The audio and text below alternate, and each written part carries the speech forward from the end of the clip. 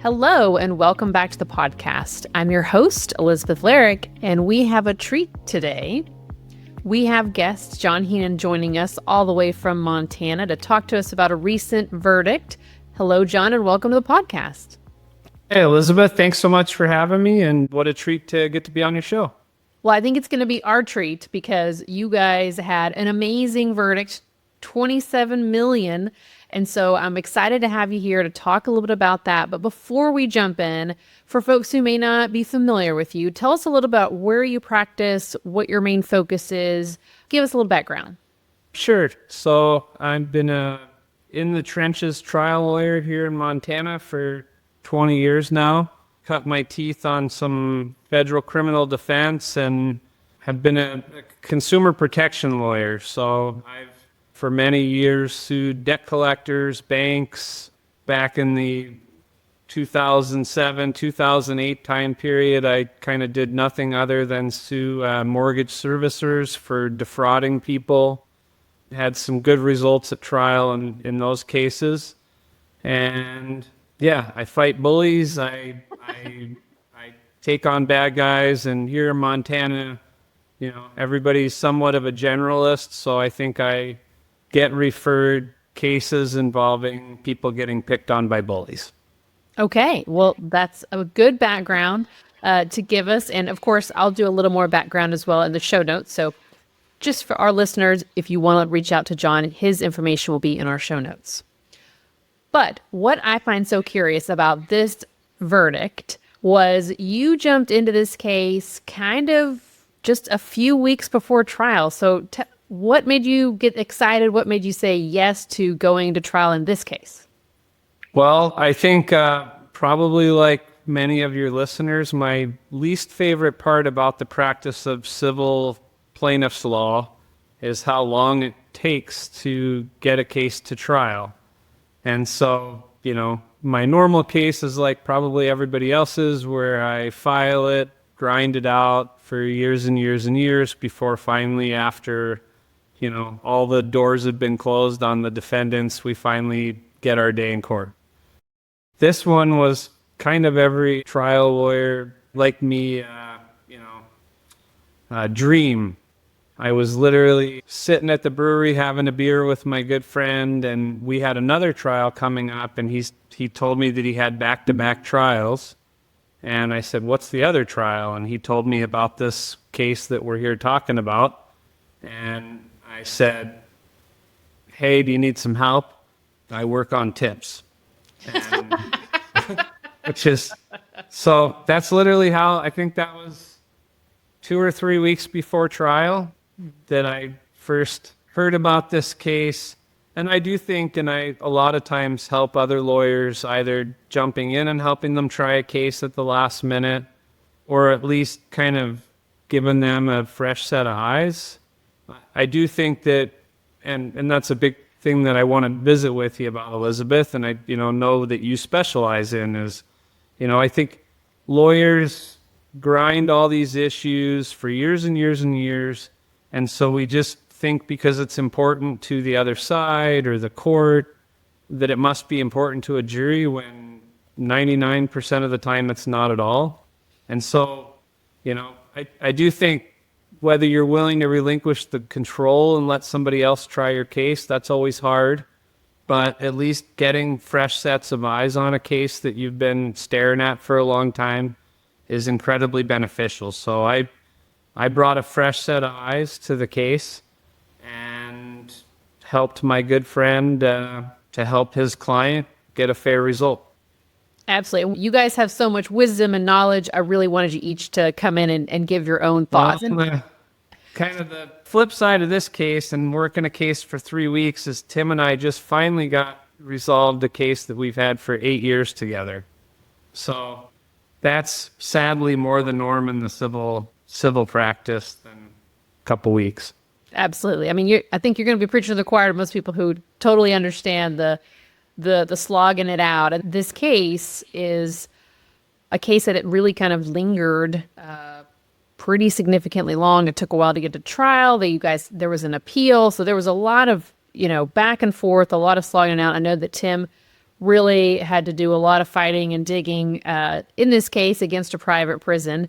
And so we did a focus group together. So I am curious, you got to take it all the way through into trial. So tell us a little bit about what you learned from that virtual focus group.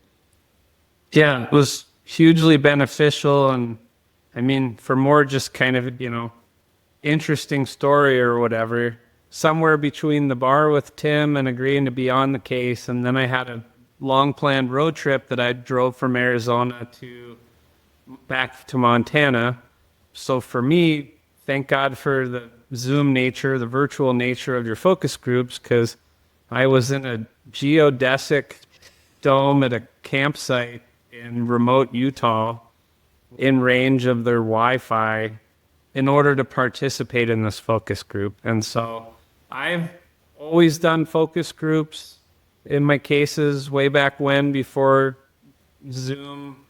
We'd, put an ad in the newspaper and bring people into the office and feed them a sandwich and give them $20. Right. So I will say that, that was the first time that I've ever worked with you.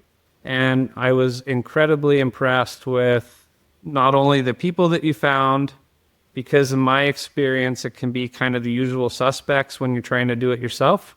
There's a certain kind of group of people that likes to do rightly so. I think it's fun, but you get the same people, and so their perspective gets kind of stale.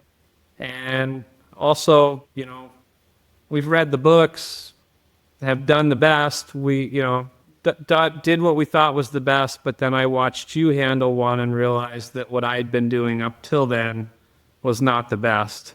So I know who I'm going back to next time, and it's not me running an ad in the newspaper anymore. Well, I appreciate you saying that. And I will say, from all my virtual focus groups, you had the coolest background because you were. Yeah, I'll send you a picture if you can link it, because the geodesic dome was a pretty neat place to office from for the day.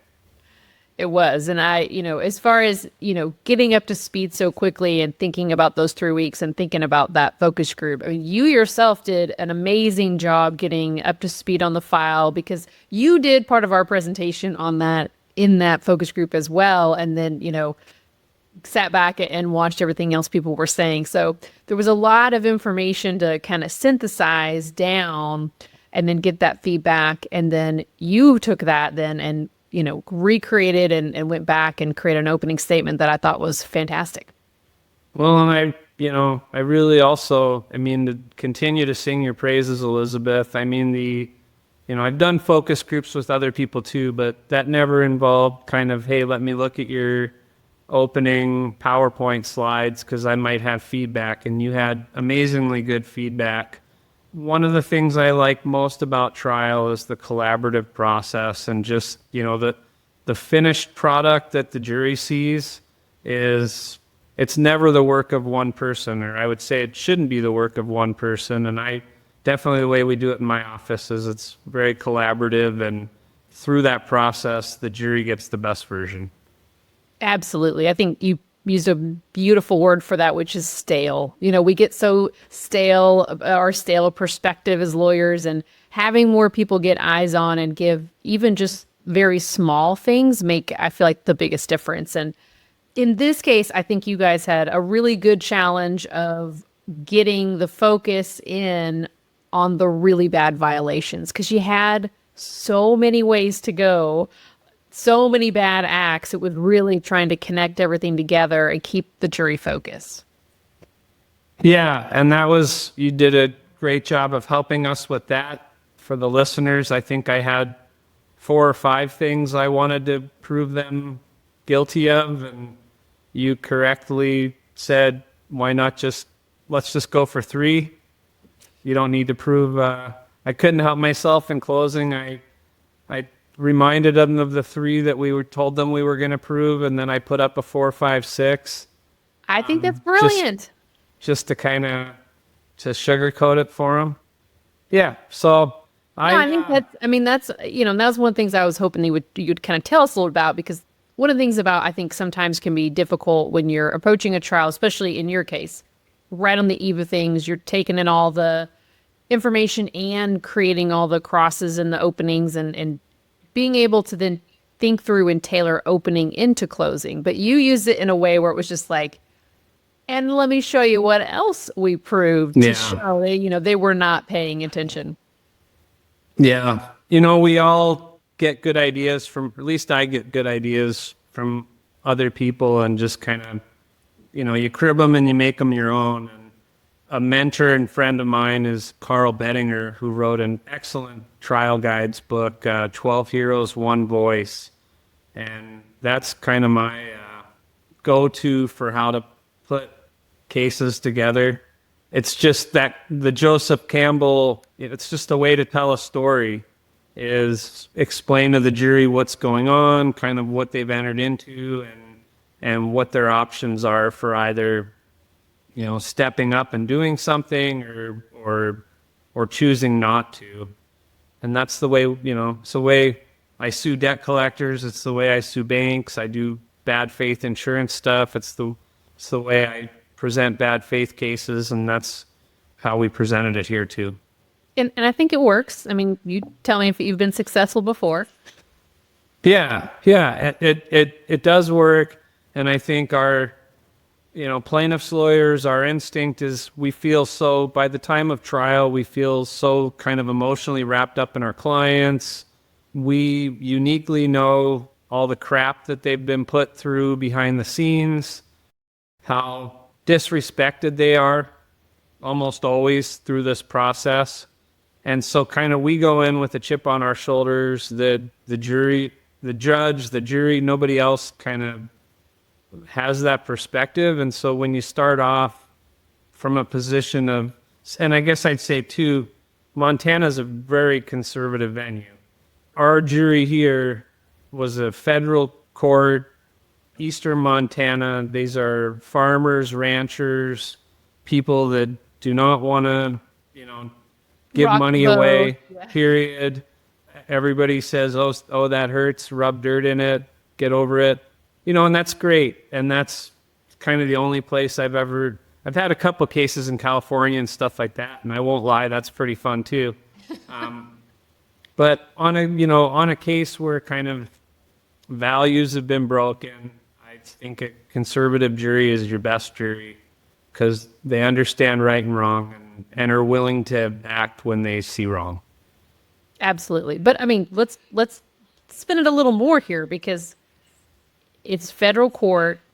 You guys are pulling from 300 miles to get people Yeah, in. it's the Canadian border to North Dakota. That's right. To damn near Idaho. Hardy people.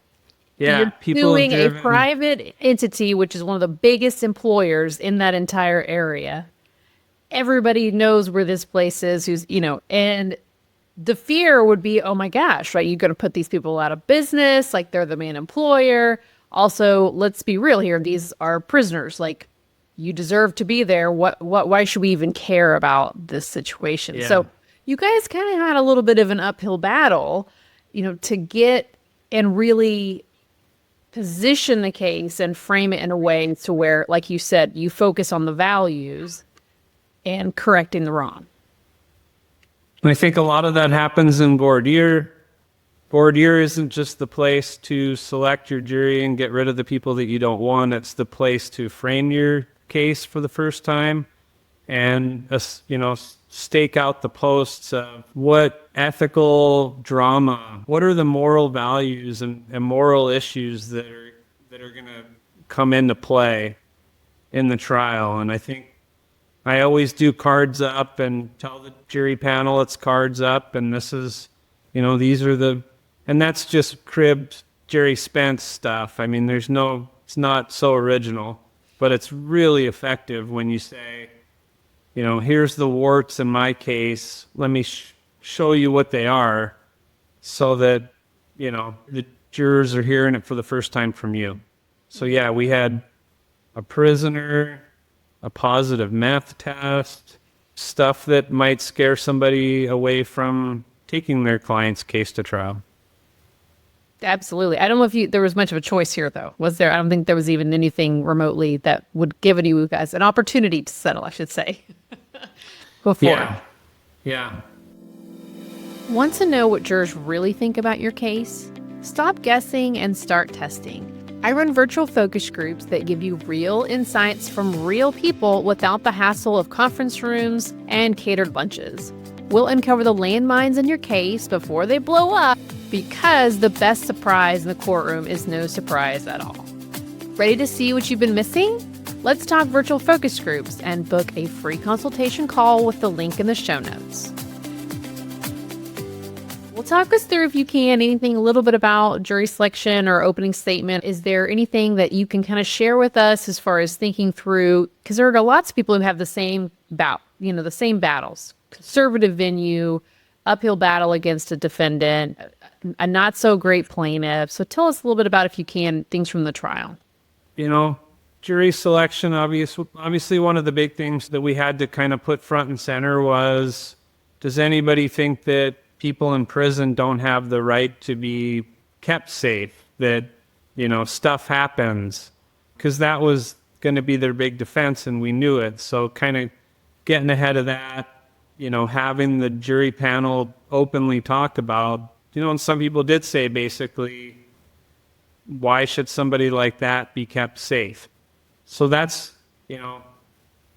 don't fool yourself into thinking if you don't have the discussion with the panel, they won't think of it on their own as they're deliberating. So, we had that conversation, and we had the hard conversation about money, and that's always been the scariest part for me, is talking about money, and especially getting ahead of the jury, because I do really think that you can, kind of like when the record screeches, like the music's going, everybody's having a good time warming up, and then you say $20 million, and it's like, and the record screeches, and that can be hard to come back from. And my friend Brett Turnbull, he came up with the good idea that, I've used since, I've stolen from him on, in voir dire, it's just millions and millions of dollars. There's not a specific amount, there's not a litmus test, but it's putting it on the table. I mean, if the case justifies it, defer to everybody in your own venue.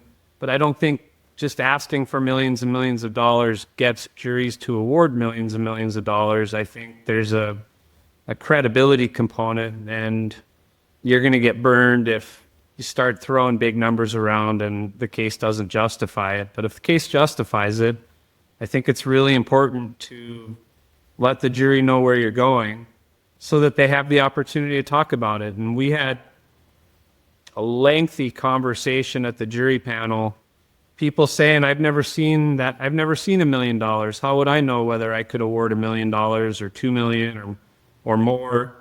But they kind of had that discussion amongst themselves. And then, so by closing, there were specific things that the people that ended up on the jury said that we were able to hearken back to and kind of use their words as they were contemplating what the verdict was going to be. And I think it was all from a position of empowering them, that they didn't have to award any money, much less a lot of money, but they certainly had the power to if they decided that was appropriate. So our client, as you know, Elizabeth, he has a brain injury, and so he can't walk. He has kind of a stunted gait. He talks very slowly. It would be obvious to anyone that he has problems to eyeball him. Well, in voir dire, one of the potential jurors basically said, candidly, I feel sorry for your client. Unprompted, she just said, I feel sorry for your client. And we used that as an opportunity to talk about how no sympathy in the courtroom. Our client didn't want sympathy. He wanted, the phrase we used was cold justice. And we kept going back to, he just wants cold justice and not your sympathy. And in voir dire, we had panel had a nice conversation about, this is America. We don't just take money from a big company and give it to somebody that got hurt. So I do think getting ahead of that and kind of staking out the high ground of that kind of language, especially with the conservative jury, like you're not going to get here in Montana, you're not going to get sympathy, so throw that idea in the garbage and talk about what the rules are and get a commitment to follow the rules. Awesome. Wonderful. It sounds like you guys had an ample time for jury selection. Yeah, it was great. Federal court, the judge did about an hour and he did a great job, and then let the parties each do about an hour. In state court here anyway, we can get half a day, but I also think working under a timeline can be helpful, keeps you efficient, and sure, there's ways to dribble out the clock, but even if you have 4 hours, I'd say use 1 hour if you can. Yeah. Yeah. Awesome. And you guys end up with a panel that you were pretty pleased with, right? Yeah, they were, a good cross-section of Montanans, but everybody, was committed. I have seen that since COVID, before COVID, sometimes there were potential jurors that were just downright hostile to the whole system. I do think that people are more open to serving on a jury now since COVID and everybody was kind of locked inside. But another thing I asked, and I think I'll always ask now again, is who hates being here, who wants to be here, and who's somewhere in between? And that even was kind of a good conversation of taking people's temperature to see, you don't want the person that hates being there. The person that loves being there is also a little bit dangerous. Yeah, I was like, you kind of actually want somebody in the gray area. Yeah, like I want a 5 out of 10. That's right. That's right. Yeah, but I think that's a great question because I've seen juries here in Texas where, they are, before I feel like people were kind of a little subtle about like not wanting to be there. Some people made excuses, but it is like eye rolling, huffing and puffing, like, very obvious, like they do not want to be there. And if you get stuck with that person, because I've seen it happen, it is difficult to overcome that, that burden of them not wanting to be there. Yeah, I'll say, jumping around on you, but I've gotten burned on technicalities enough time, and I've gotten burned on, especially in federal court, you get that one juror that just wants to play NCIC investigator, and it tanks the case. It really does. And so if I can lend one good thing to the listeners here, it's, in closing, before I got into the case, I gave them kind of helpful hints on how to do their job in deliberations. And one of them was, I used the analogy of an escape room, which, I told them that my family, we always do an escape room at Christmas, and you go in the room and Santa wrote a letter, and every word in the letter has some hidden meaning, and you have to figure out what the hidden meaning is. And I said, that's not what this is. Like the judge, this isn't an escape room. The judge isn't trying to trick you with the jury instructions. Or hint. Use your common sense. And that was really designed to, neutralize that one person that can go back there in deliberations and tank your case and say, well, they never talked about this weird thing. Or why did the judge use the instead of them, or what? Just whatever. But I've just talked to enough juries after verdicts that didn't go our way, where it was just like you bang your head against the wall because you're like, how could anybody have anticipated?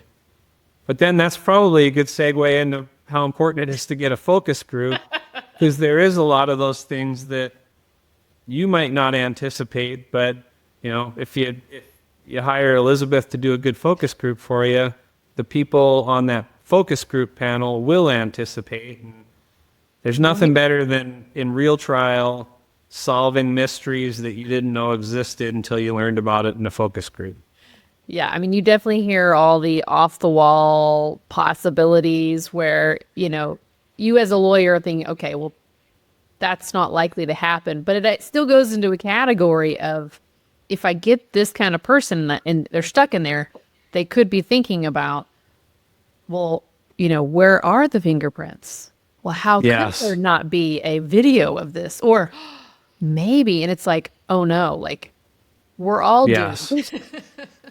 Well, and especially for, to me, one of the biggest values of a focus group is that cognitive dissonance is a real thing.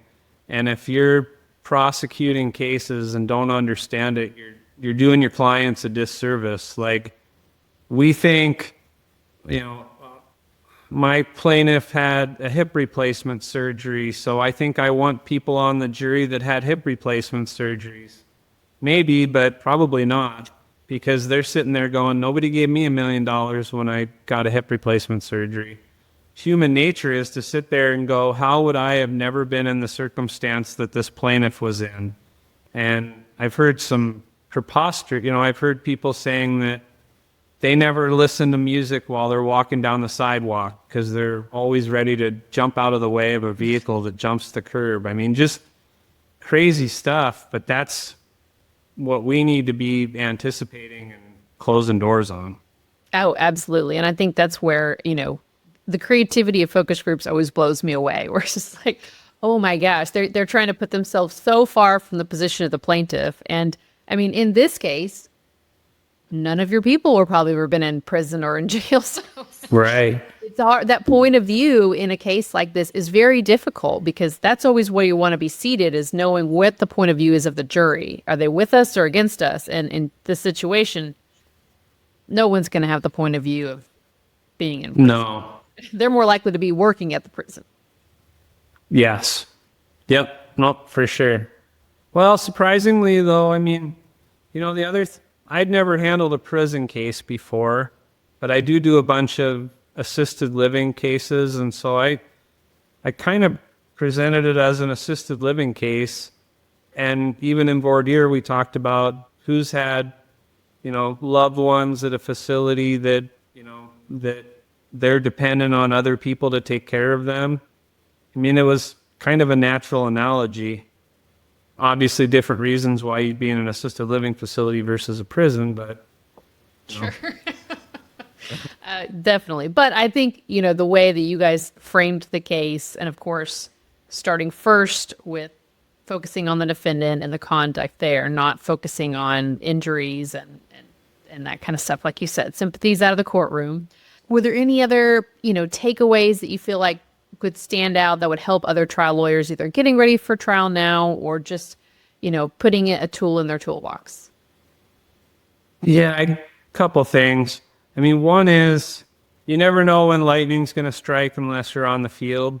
And so I'm guilty of it. We're all guilty of it. But handling a case for so long, and the defense can say, well, you might lose on this, you might lose on that. And you can talk yourself out of taking a case that ought to go to trial, and you can talk yourself into convincing your client that something's better than nothing. And often it is. I mean, every case is different.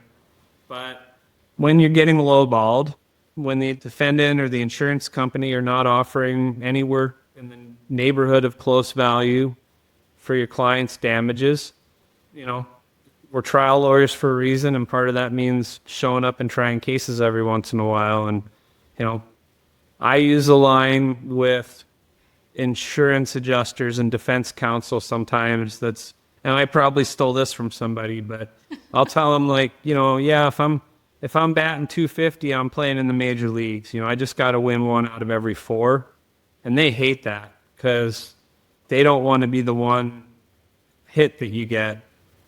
And I think my average is better than that, but even if it's only, even if you're only 1 out of every 4, for the right reasons, you should probably be taking those cases to trial.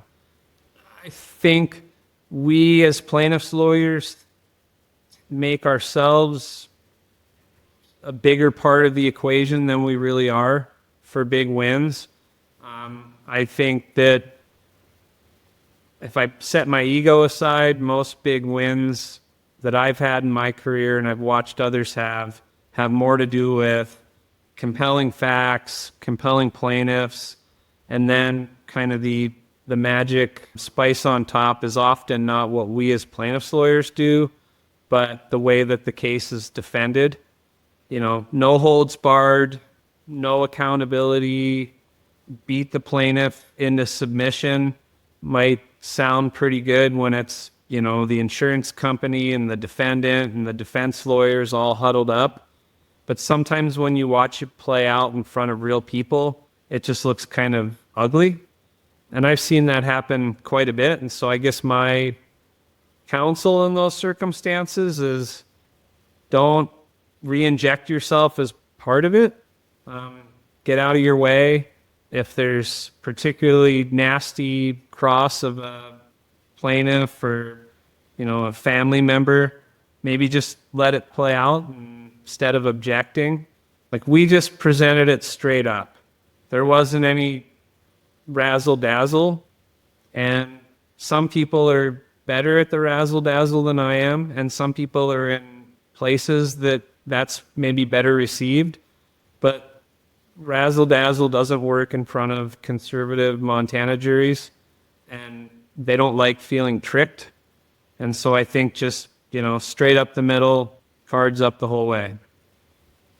I'm sure you had some razzle dazzle in there, John. Okay, No, you can't tell no me razzle that. dazzle. Okay, folks, he went in there with a pretty much a no offer case. I'll say pretty much, and turned it around, gave it to them, empowered them, asked them for a range, and then they settled themselves on around $27 million.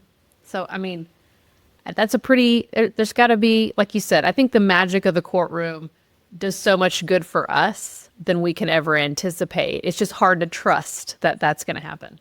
Yeah, I think, and even people want to try and boil it down to a science, but it's just not. If you try the same case 10 times to 10 different juries, you're going to get 10 different results. And that risk makes us scared, but I promise you it makes, or should make, the other side more scared.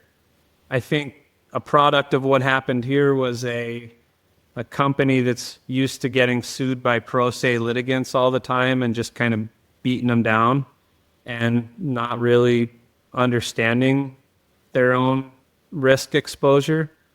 But it's our job to create risk and create exposure for the defendants and the insurance companies, and that's how we get more money for all of our clients.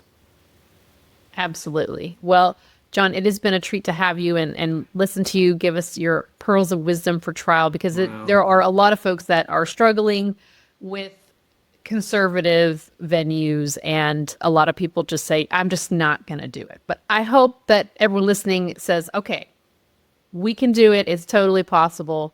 John's knocked it out of the park there in Montana. I know there are other folks in other parts of the country doing the same thing with conservative jurors. So, John, you've been such a good guest here today, and I appreciate you coming on. We're going to put in the show notes your contact information and also your mention of that wonderful book by Carl Bettinger. Is there any other resource books that you would recommend?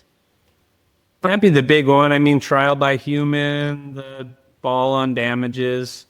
Most people that have read, the Trial by Human and Ball and, Rules of the Road and stuff like that. Carl's book is a little bit less on people's radar, and it really is just that formula will work for every single case you have. Yeah. And like I said, I think what I find, there are so many books out there, it's the one I go back to, right? Like, it's the one I'm like, where's that thing again? Oh, where's that idea? And it sounds like for you, it's Carl's book. It is. I mean, it's just like, okay, how do I put this one together? Read that book. Okay, that's how to put it together. Awesome. Well, thank you again, John. We appreciate you joining here today, and have a good rest of your day. Thanks so much, Elizabeth.